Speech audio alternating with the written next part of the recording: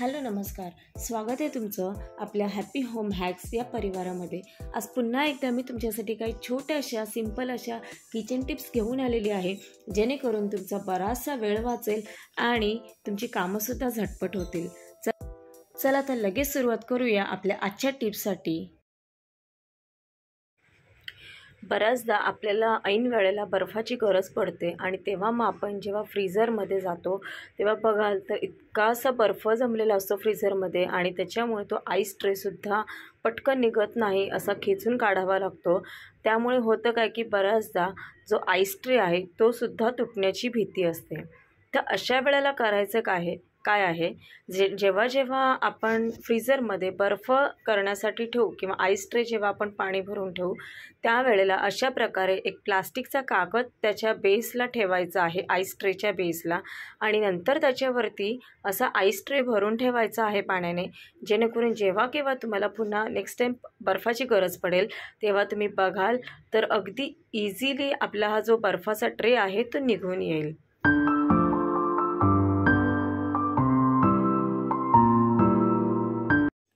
ज्यांच्या कोणाच्या घरी लहान मुलं असतील त्यांच्या घरी हा प्रकार तर हमखास होत असेल, जसे की हा प्लेन व्हाईट कलरचा मेन डोर आहे किंवा कोणत्याही कलरचा डोर असू द्या।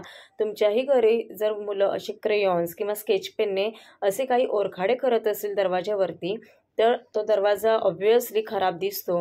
तर अशा वेळेला काय करायचं आहे, मी एक जस्ट ट्राय करून पाहिलं तर ती ट्रिक मला आवडली म्हणून मी तुमच्यासोबत शेअर करते।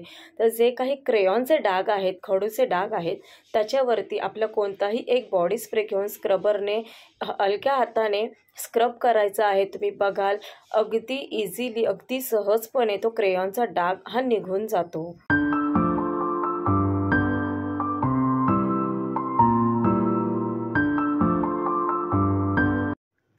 यासोबत अजून एक टिप मी तुम्हाला शेअर करेन, जे आपले नेलपेंट रिमूव्हरचे जे टिश्यूज असतात त्या टिश्यूजने असे दरवाजावरचे किंवा फर्निचरवरचे काही स्केच पेनचे जर काही डाग असेल ते सुद्धा अगदी इझिली तुम्ही वाईप करून काढू शकता।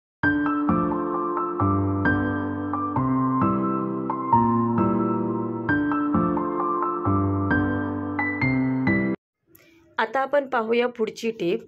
आपल्याला बऱ्याचदा लिंबू अगदी थोडासा हवा असतो, पण त्याकरता आपल्याला अख्खा लिंबू कट करून घ्यावा लागतो आणि राहिलेला मग तो सुकून जातो। अशा वेळेला करायचं आहे काय, टूथपिकच्या सहाय्याने लिंबूला एक छोटासा होल पाडून घ्यायचं आहे आणि त्या होलमधून आपल्याला हवा तितका लिंबू पिळून घ्यायचा आहे। लिंबू पिळून झाल्यानंतर जो शिल्लक राहिलेला लिंबू आहे तो तुम्ही अगदी सहजपणे स्टोअर करून ठेवू शकता फ्रीजमध्ये आणि तो सुकूनसुद्धा जाणार नाही।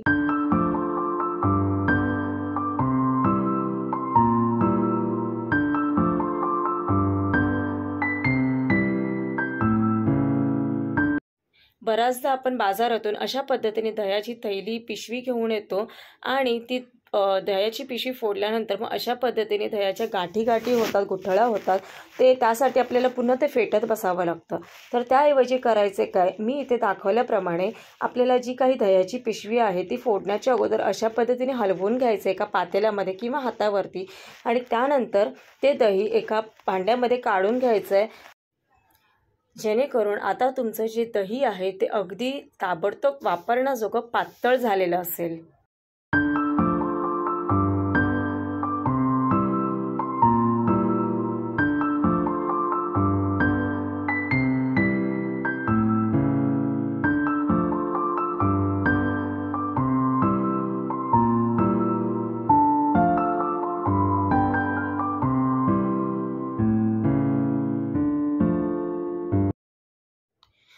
किचनमध्ये कामं करायची म्हटल्यानंतर आपल्याला काही ना काहीतरी शॉर्टकट अशा टिप आपण सतत शोधतच असतो।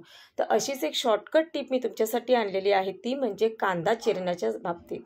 होतं काय की बऱ्याचदा आपल्याला खूप साऱ्या प्रमाणात कांदे चिरायचे असतात, त्यामध्ये वेळ तर जातोच, पण सोबत डोळ्यातून पाणी येणं आणि हाताला कांद्याचा वास सुटणं हे सुद्धा प्रकार होतात। तर अशा वेळी मी तरी हा उपाय करून पाहिला, तुम्हीसुद्धा नक्की ट्राय करा।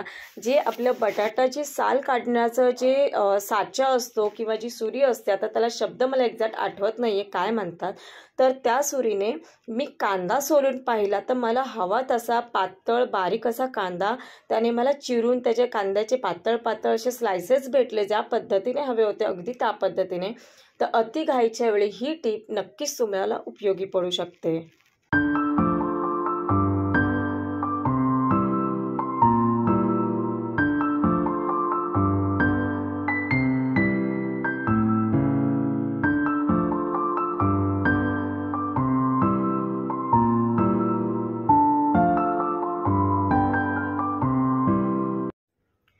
बऱ्याचदा आपल्याला अद्रक किसायचं असतं चहामध्ये घालण्यासाठी, तर अगदी थोडंसं अद्रक लागतं. तर अशा वेळेला काय करायचं आहे, ज्या आपण छोट्या किसणीने अद्रक किसतो त्या किसणीला एक अशी छोटीशी प्लास्टिकची पिशवी किंवा प्लास्टिकचा कागद लावून घ्यायचं आहे आणि त्याच्यावरती अद्रक किसायचं आहे. त्याने काय होईल, एक तर आपण अद्रक किसतो ते थोडंसंच असतं, एकदम छोटंसं असतं, ते त्याने कागद लावून किसल्यामुळे आपल्या हातालाही ती किसणी लागणार नाही आणि अद्रकही अगदी बारीक असं किसलं जाईल. प्लस तुम्हाला ती खिसणी घासण्याचा ताप देखील वाचेल.